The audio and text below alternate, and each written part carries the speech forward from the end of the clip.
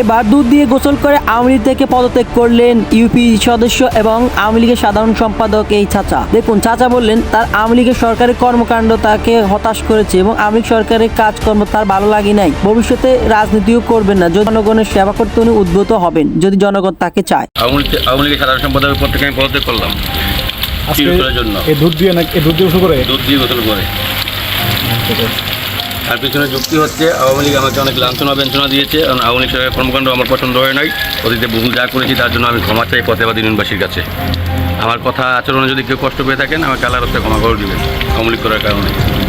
আওয়ামী লীগের ঘৃণা করার কারণ হচ্ছে এখন আমি আওয়ামী লীগের কর্মকাণ্ড আগে দেখেছি যে মোটামুটি ভালো ছিল। এখন যে মিডিয়ার মাধ্যমে যে আয়নাগর যে শহীদ ছাত্রদেরকে হত্যা করা হয়েছে বৈষম্য বিরোধী কোটা আন্দোলনে, এই জন্য আমার মধ্যে ক্ষোভ জন্মাইছে বা আমি এদেরকে ঘৃণা করি। এই কাজগুলো আমার পছন্দ না।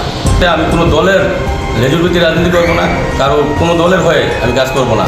যদি ফতেহাবাদিনের আপনারা ফতেহাবাদিনের মানুষ যদি আমাকে চায় আগামী দিনগুলোতে, তো আমি ইনশাল্লাহ রাজনীতি করবো, জনসেবা করবো, জনসেবা করার চেষ্টা করবো। যদি মানুষ আমাকে ভালোবাসে বা আগের মতো আমি ভালোবাসি ফতেহাবাদিনকে, ফতেহাবাদিনের মানুষ আমার প্রাণ, আমার সব কিছু।